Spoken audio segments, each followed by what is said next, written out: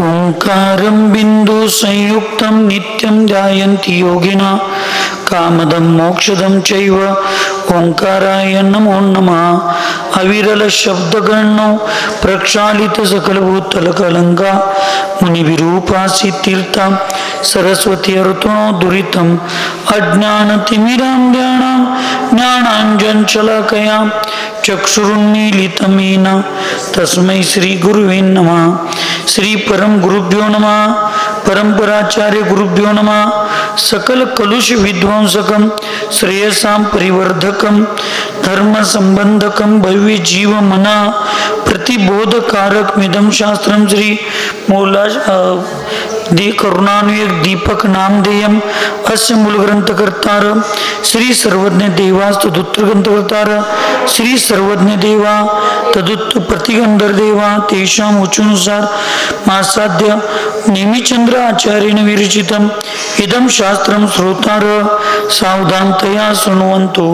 मंगलम भगवान वीरो मंगलम गौतमो गुणी मंगलम कुंद कुंदाद्यो जैन धर्मस्तु मंगलम सर्वमंगल मंगल्यम सर्वकल्याणकारकं प्रदानं सर्वधर्माणां जैनं जयतु शासनं वंदे विद्यासागरं वंदे सन्मति सागरं।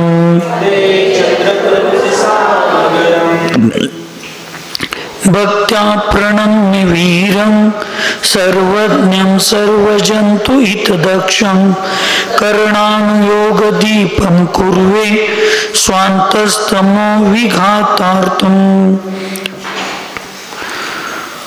पंच परमेष्टि भगवान की, अहिंसा में विश्व धर्म की, सिद्धांत शास्त्र की, चारित्र चक्रवर्ती 20वीं सदी के प्रथमाचार्य शांति सागर जी महाराज की, संत शिरोमणि आचार्य गुरुवर विद्यासागर जी महाराज की, शांत मूर्ति व रत्नाकर आचार्य गुरुवर सन्मति सागर जी महाराज की, 3 कम 9 करोड़ महामुनिराजों की, आज के आनंद की।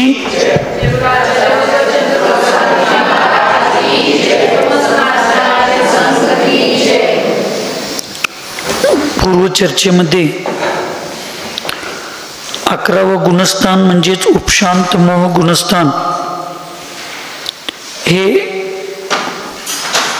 तुरटी किंवा निर्मली फल पाण्यामध्ये फिरवल्यानंतर जसं पाणी वर स्वच्छ राहतं आणि गाळ सगळा खाली साचतो, तसं मोहनीय आदी कर्मांच्या उपशमनाने या ठिकाणी पूर्ण परिणामांची उज्ज्वलता झालेली असते।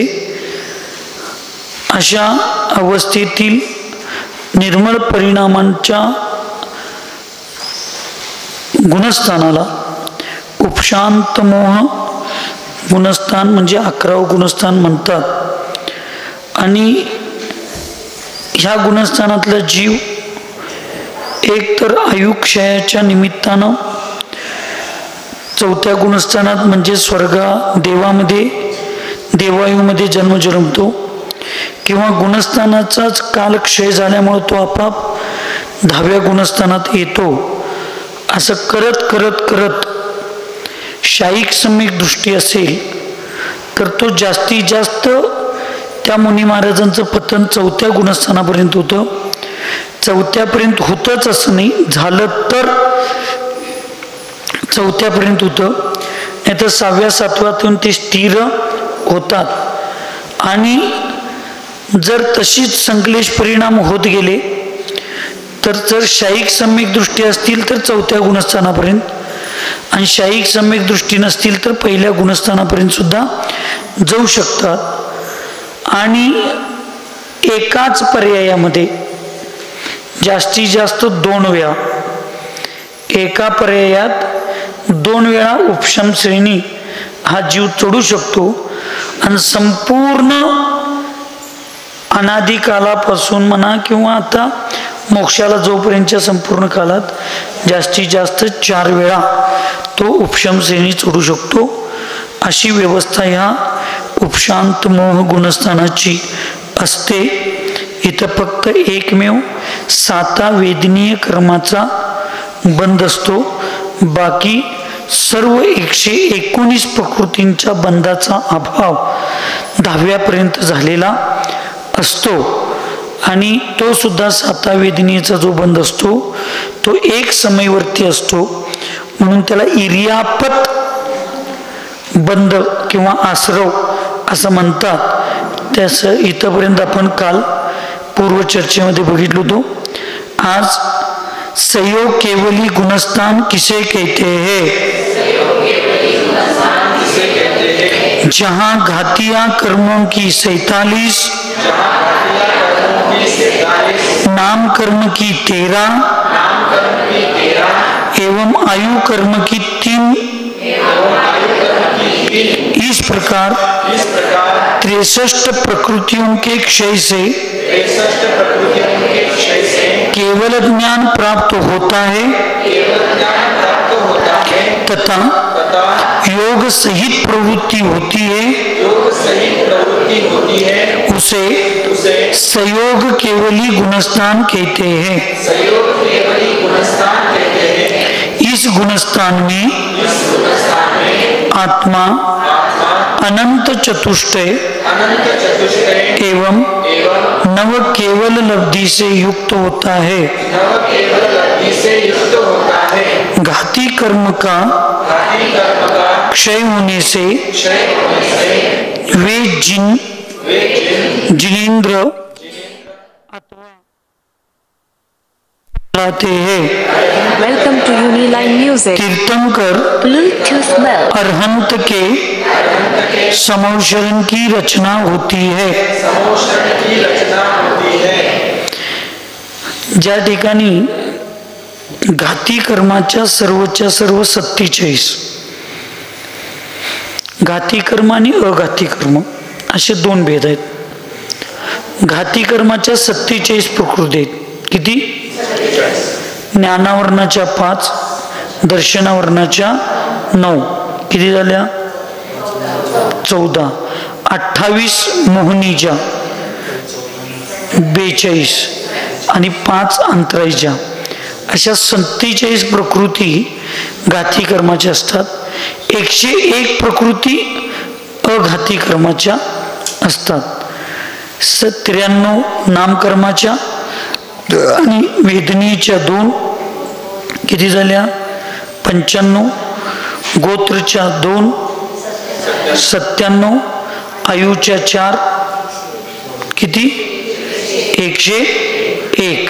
अशा 101 प्रकृती अघाती कर्माच्या असतात. त्याच्यात पुण्य प्रकृती 48 आणि पाप प्रकृती 100. टोटल 148 प्रकृती आहेत.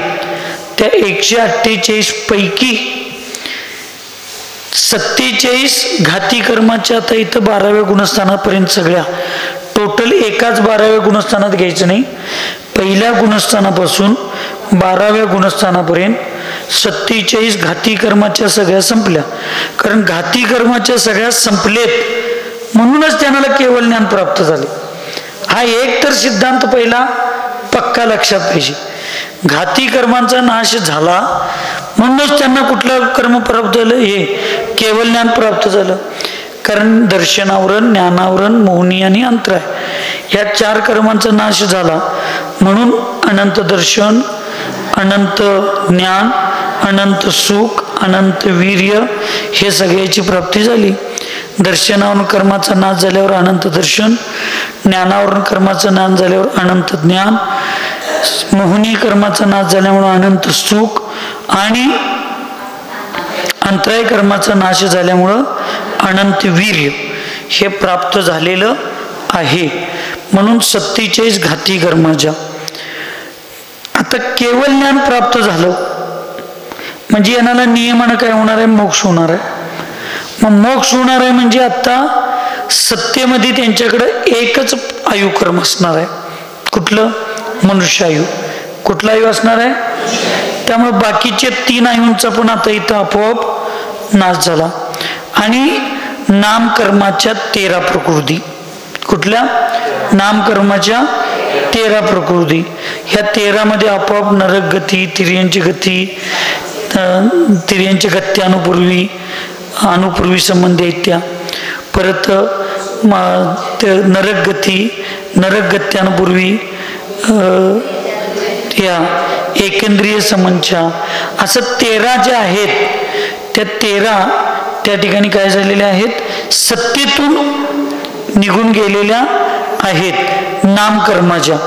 आणि म्हणून इथं बघा 47 घाती कर्माच्या, नामकर्माच्या 13 आणि आयुच्या 3 असं 63 प्रकृती गेल्या. 148 मधल्या 63 गेल्या. किती राहिल्या? 85. किती राहिल्या? 85 प्रकृतींची अजून सत्ता म्हणतोय इथं, बंद नव्हे, उदय घ्यायचं नाही. किती? 85 प्रकृतींची अजून सत्ता 13व्या गुणस्थानातल्या केवली भगवंतांना आहे. ह्याच्यात काही अशुभ प्रकृती पण आहेत, काही पाप प्रकृतींचा सुद्धा उदय तिथं आहे. कुणाला? केवलींना घ्यायचं, तीर्थंकरांना म्हणायचं नाही. नाहीतर 13व्या गुणस्थानात फक्त तीर्थंकर असतात असं तुमचा नियम होईल. केवलींना कर्णाने उगाय लय व्यवस्थित बोलायचं. इथं फुटात 12 इंचाचा फरक चालत नाही. केवलींना 85 प्रकृतीचा अजून सत्ता आहे आणि त्या सत्तेमध्ये अजून अशुभ पाप कर्म प्रकृती सुद्धा आहेत. आणि तुम्हाला अजून 4थ्यात आहे की नाही गॅरंटी नाही, मी अजून 6व्यात आहे का नाही गॅरंटी नाही, काही प्रतिमाधारे आहेत ते अजून 5व्यात आहेत का नाही नियमानं गॅरंटी नाही. मी म्हणतोय मी 6व्या 7व्यात आहे, तुम्ही म्हणताय 5व्यात आहे, त्यांनी म्हणतात 4थ्यात आहे. मलिदा पण आम्ही करून देऊन येतोय तरी पण आम्ही 4थ्यात आहे.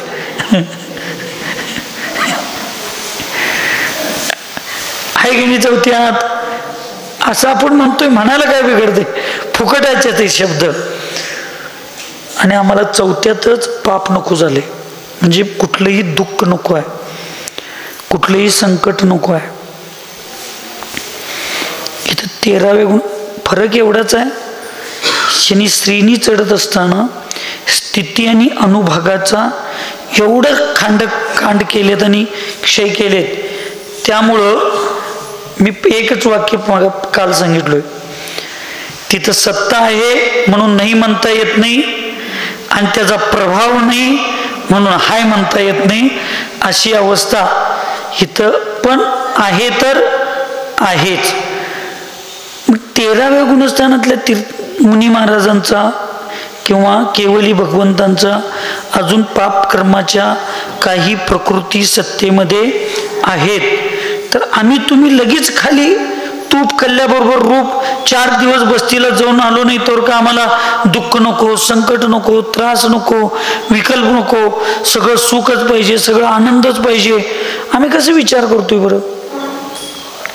शेजाऱ्यांनी 2 शिव्या दिलेला आम्हाला चालत नाहीत, देवा कुठं डोळं झाकून बसलायस म्हणून आम्ही लगी आदिनाथांना हुडकायला चालू करतोय. तिथं पार्श्वनाथ मुनी महाराज, तीर्थंकर मुनी महाराजांच्यावर उपसर्ग करायला कमटाच्या जीवाला. मग तीर्थंकर मुनी महाराजांचा 6व्या 7व्या गुणस्थानात उपसर्ग व्हायला लागलाय चतुर्थ कालात तीर्थंकर होणाऱ्या मुनी महाराजांचं.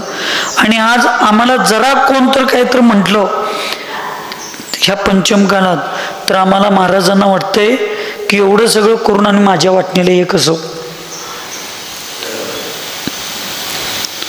म्हणून मी कायम सांगतोय, दुःखात आल्यावर देवाची आठवण करण्यापेक्षा सुखात असताना देवाला विसरू नका. दुःख आपल्या वाट्यालाच येत नाही. आम्ही दुःख आले की संकट आले की 2 माळा जास्त फिरतोय, आणि बाकीच्या वेळेला नियम घेतलेल्या माळा फेरायच्या पण अवघड होत्यात.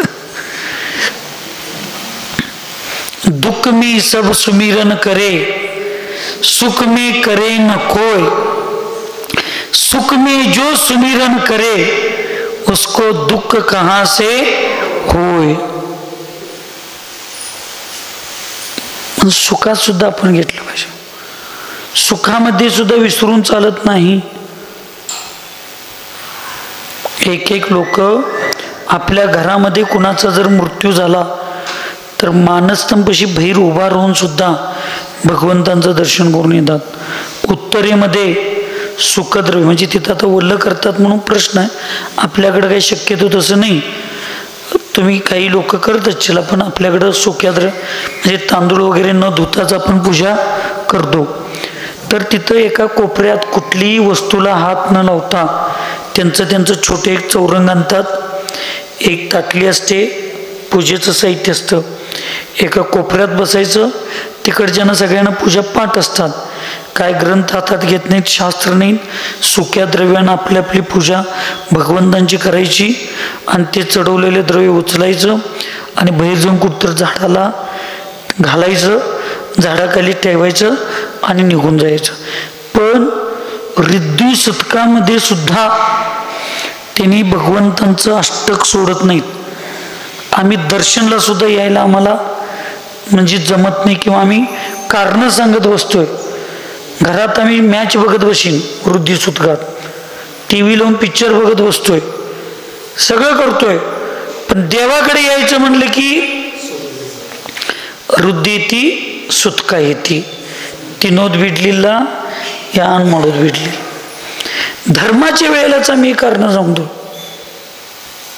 फार विचार करण्याची गोष्ट आहे. म्हणून हे तर काय वाचायचं आपल्याला? या 85 प्रकृती ज्या सत्तेमध्ये आहेत, मी उदयात म्हणलो नाही, उदयामध्ये सुद्धा जे 1, 2, 4 प्रकृती आहेत. उदयाच्या कोष्टकमध्ये तुम्ही 13व्या गुणस्थानात गेला तर तिथं सुद्धा अजून असाता वेदनेचा उदय 13व्यात 7 असातापैकी 1चा उदय तिथं लिहिलेलाच आहे. तिथं मग हे आम्ही का समजावून घेत नाही? केवलीनं हे सुटलं नाही अजून सत्तेतनं. मग आमच्यात आम्ही लगेच धर्म करत असताना लगेच आम्हाला सगळ्या दुःखाचा नाश व्हायला पाहिजे आणि आम्हाला सुख. मग ग्रहस्थी अवस्थेतच किंवा मुनी अवस्थेतच सगळ्याच दुःखाचा आणि संकटाचा जर परिहार होत असता आणि सगळं सुख मिळालं असतं तर देव व्हायचं कोणी इच्छाच केलं नसतं. म्हणून हे सगळं वाचायचं असतं. हे समजावून घेण्यासाठी वाचायचं असतं. हे स्वाध्याय करायचं असतो, वाचून वाचायसाठी करायचं असतं. मग त्यामुळं आपण आपले विकल्प राहत नाहीत. आपल्याला मग छोटे छोटे संकट दुःख आले की आपल्याला त्रास होत नाही. हे तर तीर्थंकरांना सुटलं नाही, आम्ही कोण आहे? हे तर म्हणजे आपण असं त्याच्यात स्वतःला स्थिर करून घेतो.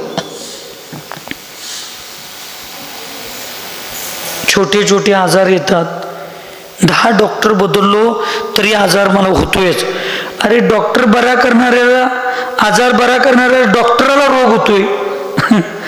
तुम्ही काय नाव घेणं योग्य नाही, पण सांगलीत एक कॅन्सरचे फार मोठे डॉक्टर होते. हजारो लोकांचा कॅन्सर बरा केला असेल, पण शेवटी त्यांना कॅन्सर होऊन जावं लागलं. अटॅक येणारे कित्येक माणसांचं पेशंट जबाबदारी घेऊन करणारे डॉक्टर हार्टवरचे असतात, पण त्यातल्या बहुतांशी डॉक्टरांचं हार्ट अटॅक नसते जातात. म्हणजे तुमच्या सगळ्यांची छाती नीट करायला जाऊन त्यांच्यावर एवढं प्रेशर येतंय, ते स्वतःचं प्रेशरच त्यांनी मेंटेन करू शकत नाहीत. तसे तुम्हाला सगळ्यांना शहाणं करायला जाऊन एक एकदा आम्हाला वाटते आम्ही कुठं खुळं होणार नाही नका, ह्याची आम्ही काळजी घेतोय म्हणता आम्ही फार काळजीपूर्वक सगळी कामं करत असतोय. 85 प्रकृतींची सत्ता जिथं आहे त्याला केवळ ज्ञानाची प्राप्ती होते आणि योग सहित प्रवृत्ती असते. तिथं मन वचन काय फक्त एवढंच आहे. तिथं भाव मनोयोगाचा अभाव असतो, द्रव्य मनाचा तिथं सद्भाव असतो. मनोयोग वचन आपल्याला लोकांना एक काय सवय लागल्या, सांगू काय नको नको तर राहू दे. सांगू बा. मराठीत म्हण आहे बघा, शेंबड्यात मागती अडकत्या, रथड्यात नांगूर अडकवायचा. ही असली आम्हाला सवय लई. काय फरक पडतोय मला सांगा. तीर्थंकरांच्या तोंडातनं दिव्य ध्वनी फिरली आणि सर्वांगातनं फिरली. सर्वांगातनं फिरली तर जरा कमी फिरत्या आणि तोंडातनं आली तर जरा जास्त येत्या. असं काय? दिव्य ध्वनीच आहे हो. एक परमाणू एवढा अक्षर कमी नाही, एक परमाणू एवढा अक्षर जास्त नाही. एक परमाणू एवढं ज्ञान कमी नाही, एक परमाणू एवढं ज्ञान जास्त नाही. मध्ये ह्याच्यावर एक संगुष्टी झाली, मुखातनं आली आणि सर्वांगातनं आली. आता ह्याच्यात काय सम्यक्त्व त्यांचं गटूळ बिघडते मला कळतच नाही. कशासाठी विनाकारण समाजाला आणि कशासाठी सगळ्यांना एवढं ही विद्वान लोक अडकून टाकतात. मध्ये तर एक चर्चा चालली होती 17-18 वर्षापूर्वी. शिवभूती महाराजांचं उदाहरण आलं. मग शिवभूती महाराजांना नमोकार मंत्राचा अर्थ सुद्धा लक्षात राहत नव्हता. पण गुरुंनी सांगितलं होतं शरीर वेगळं आहे, आत्मा वेगळा आहे. जसं डाळ वेगळं आणि टोरपल वेगळं. मग एवढंच त्या महाराजांनी लक्षात ठेवलं. मग आहारला चालले. आहारला जाताना त्यांना एक महिला दरवाजाच्या तिथं बसून, अंगणात बसून डाळ पाकडत होती हरभऱ्याची. ते बघितले महाराजांच्या उडदाची. काय आता त्याच्यात आणि अडकवा नांगर गुळवा गुळवा.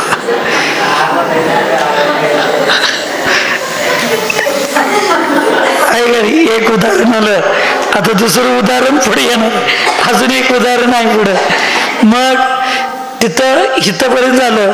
मग महाराजांचं चिंतन चालू झालं की डाळ वेगळा आहे, टर्पल वेगळा आहे, आत्मा वेगळा आहे, शरीर वेगळं आहे. मग याच्यात आता दोघांचं चालू झालं बघा. एकटं म्हणले आहारला गेले. आहार करता करता त्यांना त्याचंच चिंतन चालू होलं. आहार करून आले आणि संघात न जाता जंगलात गेले आणि ध्यानाला बसले आणि केवळ ज्ञानाची प्राप्ती झाली. ठीक. एकटे महाराज म्हणले तिथंच मुद्रा सोडली त्यांनी. आहारला गेलेच नाही, तिथंच मुद्रा सोडल्याने नीट जंगलात गेल्याने. अरे काय आता आहार केलं काय?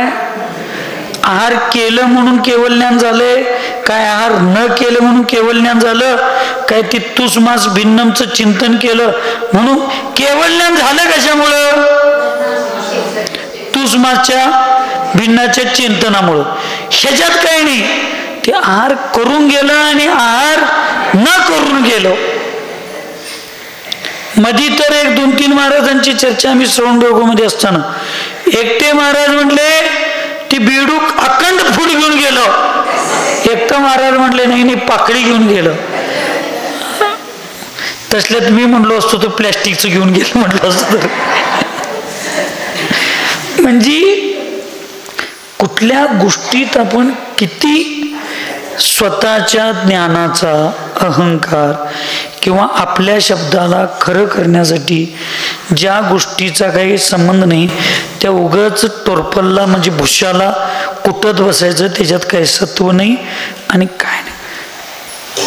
तसं इथं मनोयोग, वचनयोग, काय योग. मग वचनयोगात हे चालू होते बघा. दिव्यध्वनी तोंडातनं किरली, दिव्यध्वनी सर्वांगातनं किरली. कुठनं तर खिरू दे, बरोबर नाही खिरल्या का नाही? आमचं तुमचं कल्याण करण्यासाठी खिरवल्यात का नाही? हे उपकार माना की. देणाऱ्याचं काय तर होऊ दे. डाव्या हातानं दान दिला काय उजव्या हातानं दिला, घेणाऱ्याचा तर फायदा व्हायला लागलाय की नाही? ख्यान सोडून द्यायचं. पण आम्हाला या गोष्टीमध्ये फार नको त्या गोष्टीत. हे चौक्यात पण मी बायकांचं बघतोय. विनाकारण एका साध्या साध्या गोष्टीवर 2-2, 4-4 बायका. नाही असंच आहे, ती म्हणते ते तसंच आहे. काही त्याच्यात काय घेण्यासारखं तत्व सत्व काही नसते. म्हणून आपण किमान साधू लोकांनी कुठल्या गोष्टीचा विचार जास्त करायचा.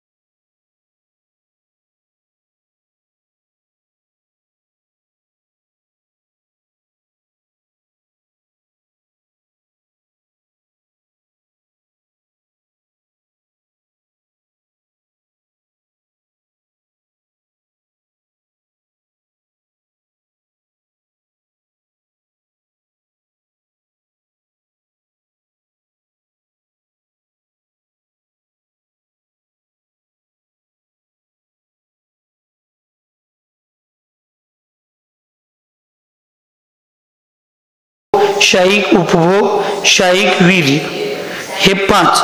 शाईक सम्यक्त्व, शाईक दर्शन, शाईक चारित्र, शाईक ज्ञान, हे 9 लब्धी. या 9 लब्धींनी युक्त असा तो आत्मा असतो. घाती कर्म का क्षय होने से वे जिनेंद्र अथवा अर्यंत अवस्था कहलाते है. म्हणून घाती कर्मांचा क्षय झाल्यामुळं यांना जिनेंद्र किंवा अर्यंत असं म्हटलं जातं. तीर्थंकर अर्यंत के समोशरण की रचना इस गुणस्थान में होती है. फक्त तीर्थंकर अर्यंत जे असतात त्यांच्या समोशरणाची रचना होते, बाकीच्यांचं साम्यता गंधकुटी लागते.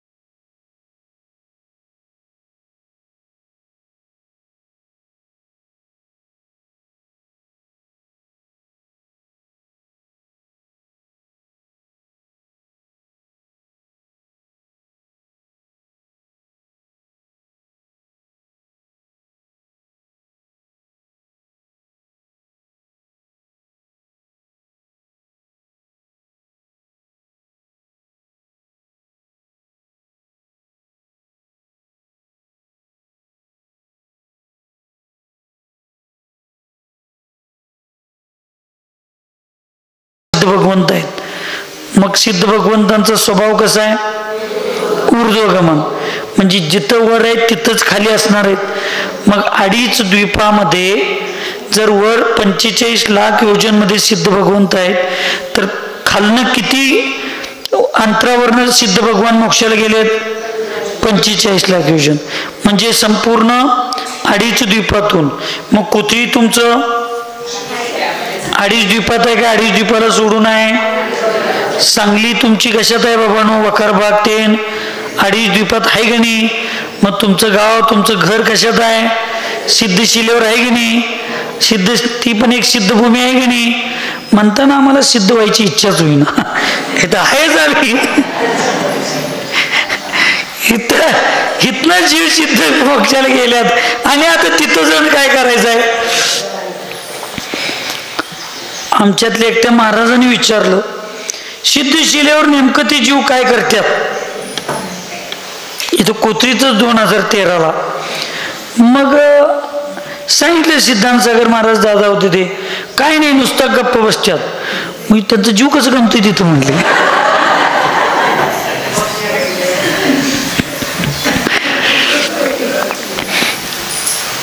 असतात भद्र परिणामी, सरळ स्वभावी.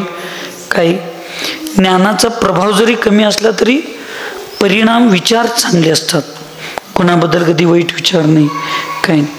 म्हणून आत्म्याची शक्ती आणि आत्म्याचा वेग जगातल्या अनंत वस्तू एका ठिकाणी जरी आणल्या, जगातल्या अनंत जेट मशनी विमान एका ठिकाणी जरी आणल्या, तरी त्याची जेवढी सगळ्यांची मिळून ताकद होत नाही, त्याच्यापेक्षा जास्त ताकद आत्म्याची आहे. त्याच्यापेक्षा जास्त वेग आत्म्याचा आहे. कुणाच्या? आपल्या प्रत्येकांच्या. आपल्या प्रत्येकांच्या आत्म्याची तेवढी वेग आहे, तेवढी शक्ती आहे. ज्यांच्यात जेवढं प्रकट करण्याचं धाडस आहे तेवढं करता. जसं उदाहरण देऊ काय? नको तर राहू दे. आपल्या कलश स्थापनेला सवाल किती झाले? 1,08,000, 1,11,000, 1,21,000, 3,00,000, 2,75,000 असं झालं. कोथळीत 2,75,000 रुपये किती जणांच्याकडे नव्हतं?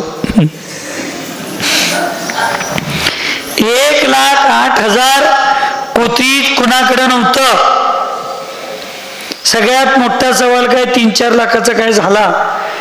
4 लाख कोथळीत कुणाकडे नव्हतं? होतं काय? वय तर म्हणा, नाही तर म्हणा. होतं काय नव्हतं? सवाल धरणाऱ्यांच्याकडे होतं काय नव्हते? अच्छा, वय तर तुमच्याकडे काढून घेत नाही मी. सवाल धरणाऱ्यांच्याकडे ते पैसे होते का नाही? सवाल न धरणाऱ्यांच्याकडे ते पैसे होते का नाही? ज्यांनी आपल्या पुरुषार्थाला जागा केलं, ज्यांनी आपली ताकद ओळखली, त्यांना तो मान मिळाला. ज्यांना पुरुषार्थ केले नाहीत, ज्यांनी त्याचा उपयोग केला नाही, ते बघत बसले. तसं ज्यांनी आत्म्याच्या ताकदीचा पुरुषार्थ, तुमच्यात पण तेवढीच ताकद आहे, माझ्यात पण तेवढीच आहे, सिद्धांच्यात तेवढीच आहे, आणि निगोधी जीवाच्या आत्म्यामध्ये तेवढीच ताकद आहे. ज्यानं पुरुषार्थ केला तो सिद्ध भगवान झाला. जो पुरुषार्थ नाही केला तो संसारात परिभ्रमण करावं लागलाय. ज्यांनी पुरुषार्थ केलं त्यांचा फोटो येणार आहे पत्रिकेत. ज्यांनी पुरुषार्थ नाही केलं नुसतं दुसऱ्यांचा फोटो बघतच बसणार आहे. आम्ही मंदिरात भगवंतांना बघत बसलो तसं. पण त्या भगवंतांना बघून जसं भगवंत होण्याचे भाव होतात, तसं या दानदातारांना बघून कधी तर पूजेतल्या हे इंद्रायणी होतात, तीर्थंकर माता पिता होतात. अजून इंद्रायणी व्हायला पैसा आणि पुण्य दोन्ही काम करतं. पण माता पिता व्हायला आमच्या ठिकाणी तर आचार्यश्रींच्या संघाचे जिथं विचार आहेत त्या ठिकाणी तर माता पिताचा मान पैशाच्या संबंधित एक पैसाच्या टोका एवढा सुद्धा नाही. माता पिता तीर्थंकर होण्याचा मान आचार्यश्रींच्या विचारामध्ये. मी संघात म्हणत नाही, कारण आता संघात आणि चालू झालं. दोघं चौघं आली की तू किती देणार आणि तू किती देणार, तिथं आणि स्पर्धा चालू झाल्या. पण विचार जिथं आहेत, मग ते संघात पण असू शकतात आणि संघाच्या बाहेर आमच्यासारखी नुसता पुतळा बघून आचार्यांचं जीवन जगणारी आदिवासी एकलव्यासारखी अशी जी लोक आहेत, ती सुद्धा जी आचार्यांच्या विचारानं जगतात, तिथं कधीही पैशाला मान नाही. आम्ही त्या कोरुचीच्या पाठशाळा मामांना टिकपुर्लीला मान दिला. कुठे मान दिला? टिकपुर्लीला. तीर्थंकर माता पिता होण्याचा मान टिकपुर्लीत दिला. त्यांना जाऊन विचारा.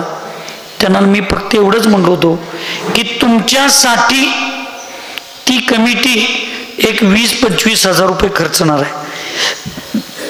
निदान आपण सवाल धरलो नाही, आपल्यामुळे 1 रुपये फायदा नाही झाला तर चालेल, फक्त कमिटीला पदरछत्र घालायला लागू नये एवढा. आणि त्यातली वस्तू सगळ्या तुमच्याच घराकडे येणार आहेत.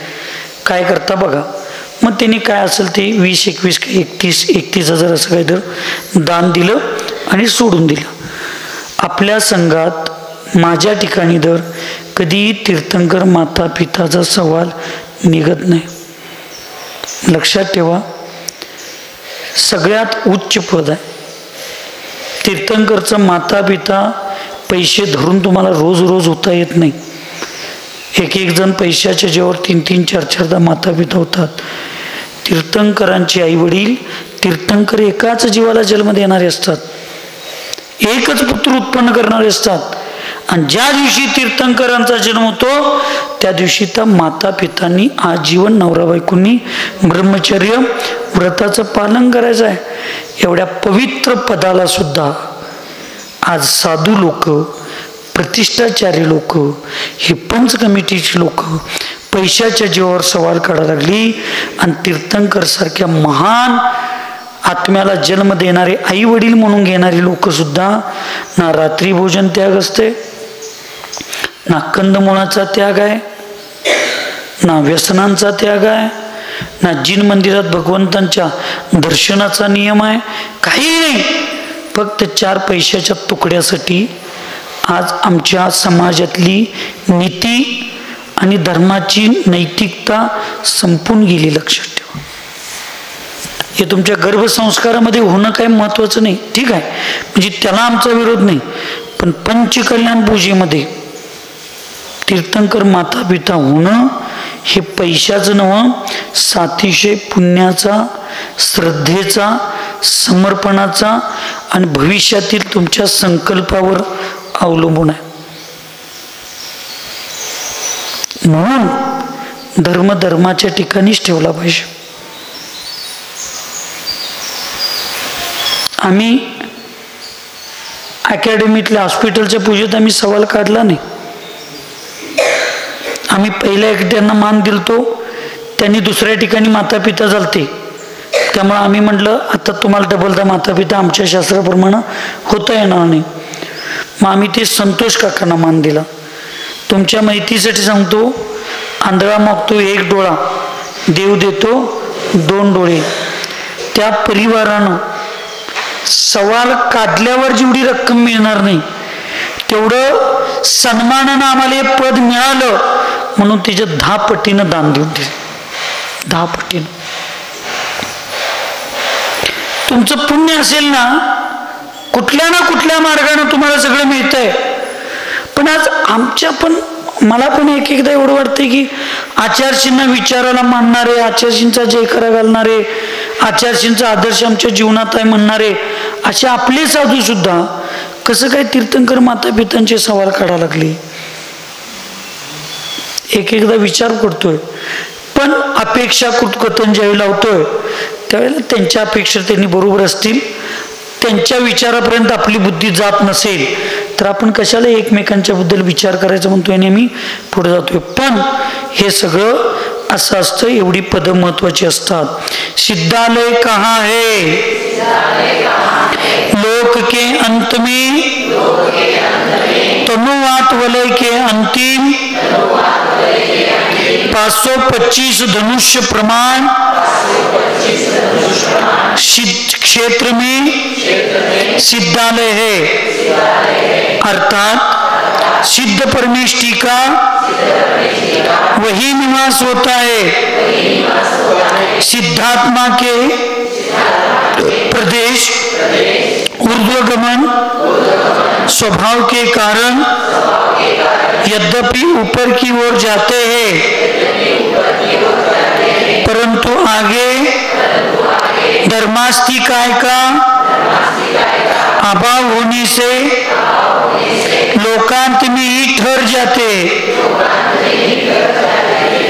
आणि मग हे आचार्यशींच्या मुखातून सिद्धशिला, सिद्ध क्षेत्र आणि हे सगळं ऐकल्यानंतर प्रणम्य सागर महाराजांनी त्यावेळी आचार्यशींना निवेदन केले की आचार्यशी माझी चूक झाली.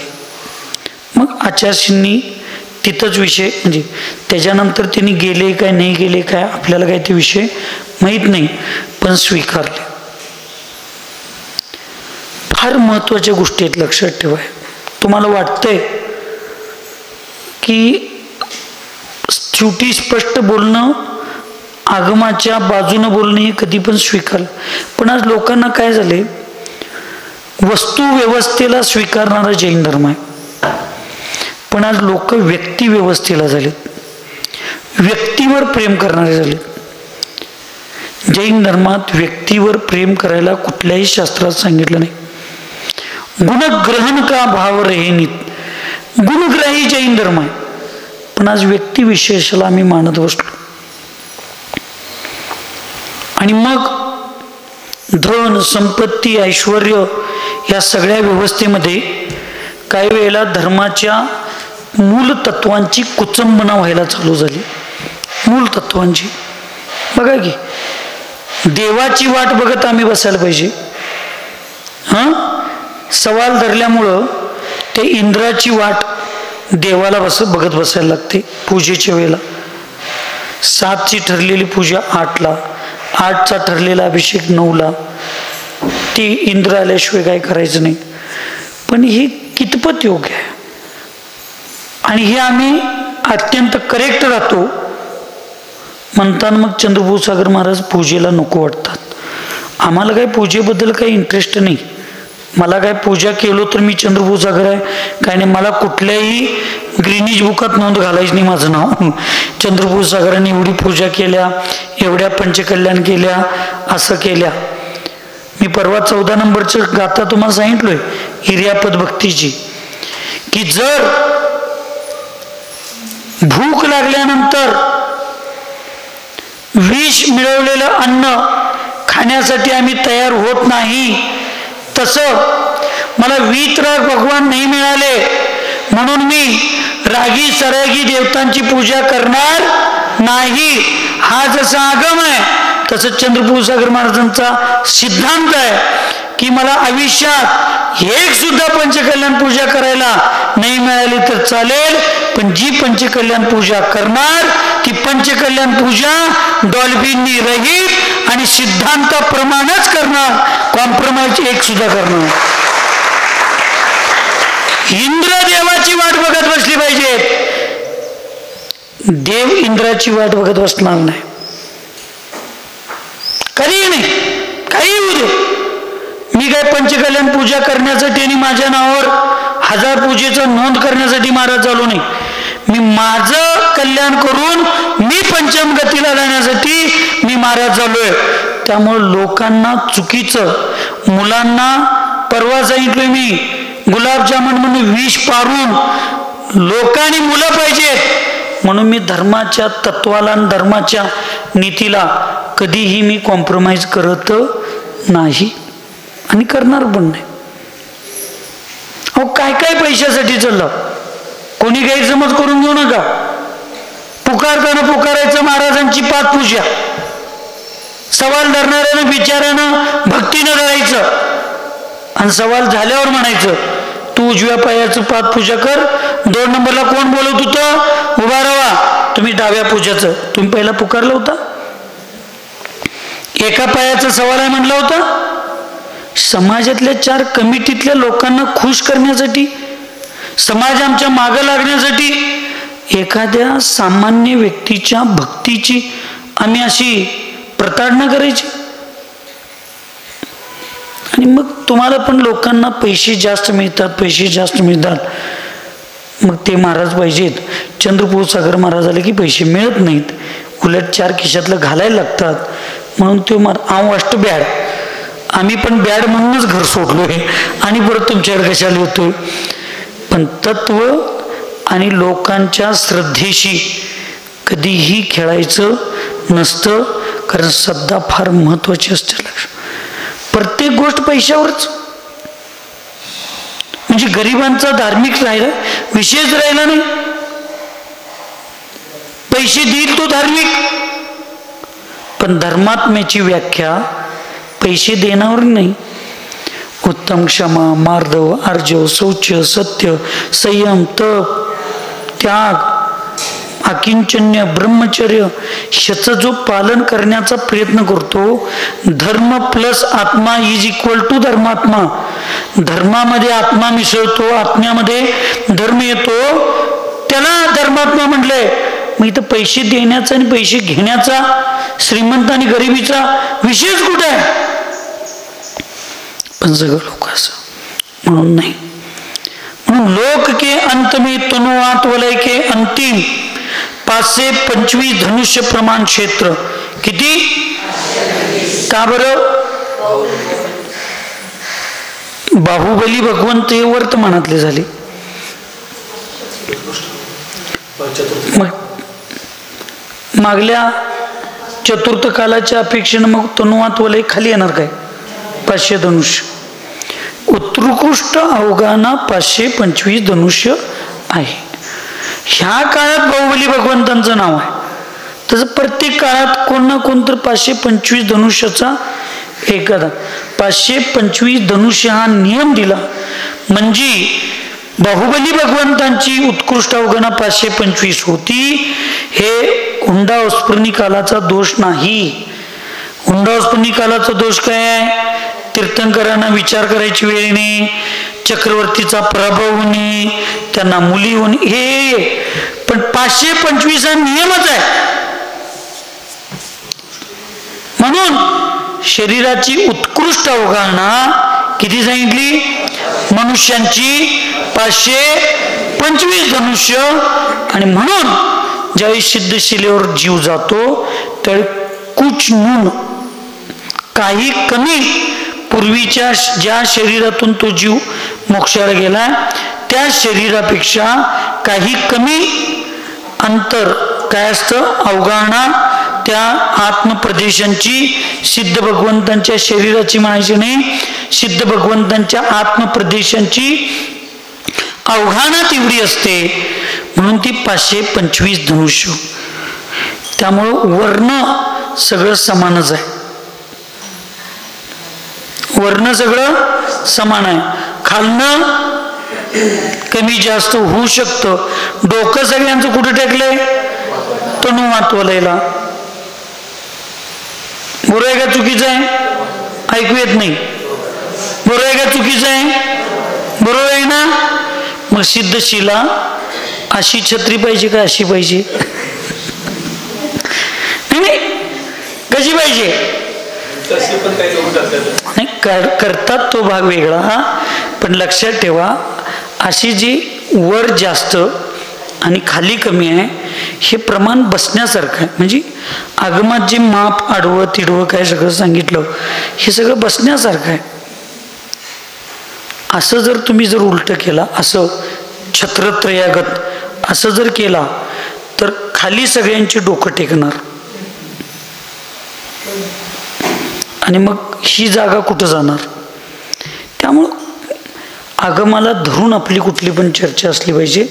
अपेक्षाकृत कथन आम्ही म्हणणार नाही, पण अपेक्षा आचार्याने जी शास्त्रात काही गोष्टी प्रमाण, लांबी, रुंदी, अमुक तमुक सगळं दिल्यानंतर त्या गोष्टी आम्हाला करा. आचार्याने काय लिहिलंय? उलटे छाते के समान. काय लिहिलंय? उलट्या छत्री समान. आता मला सांगा, तुम्ही पावसात जाताना छत्री कशी धरता? छत्री काढ तिथली, कुठं की उघडा छत्री जरा. छत्री कसं धरता? सरळ छत्री म्हणजे कशी? उघडा हातू बघा, चार लागले त्याला उघडायला हातू चार. ह्याला कसली छत्री म्हणायची? सरळ. आणि उलटी करा, ही कुठली झाली? मग आचार्यांनी उलटी छाती के समान सांगितलं काय सरळ छाती के समान सांगितलं? मग हे बरोबर आहे काय? हे बरोबर आहे आचार्यांच्या मते, बरोबर आहे ना? म्हणून आगमावर विश्वास ठेवायचा. छत्री झाका, हात सरळ करा, बसा जागेवर. म्हणून आगम काय सांगतोय ते बरोबर. चंद्रभूष सागर महाराज सांगतोय, वीर सागर महाराज सांगतात, सरळ सागर महाराज सांगतात. म्हणून आम्ही त्याचा आधार घ्यायचा नाही. कुठल्याही गोष्टीचा आधार शास्त्र काय सांगते त्याच्याशी, नाहीतर मग ना दुभी का कुत्ता कालपर्यंत सांगितलं असं म्हणून आम्ही गावाला तसं शिकवलो. आज चंद्रभूष सागर महाराज सांगितलं असं म्हणून आम्ही लगी असं. मग पूर्वीचा माणूस म्हणतो तसं काय असं, तेव्हा तसं होतं, आता वातावरण बदलल्यामुळं सिद्धीशीला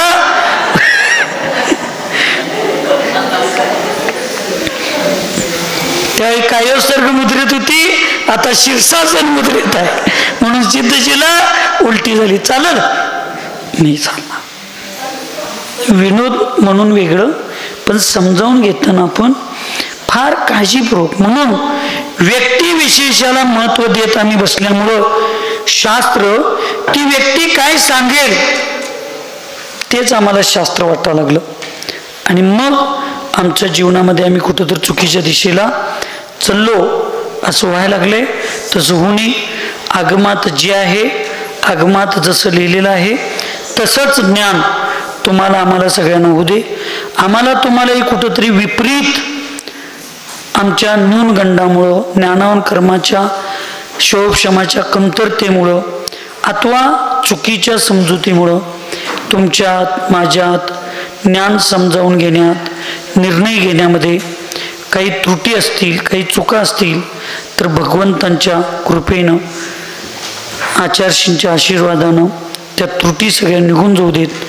कमी ज्ञान असू दे, पण जेवढं आहे तेवढं समीचीन सम्यक ज्ञानच तुम्हाला आम्हाला राहू दे. एवढीच मंगलमय भावना जिनेंद्र भगवंतांच्या चरणी करून सुखी रहे सब जीव जगत में, कोई कभी न घबरावे, वैर पाप अभिमान छोड़ जग, नित्य नई मंगल गावे. ओम नमः. सबको क्षमा, सबसे क्षमा.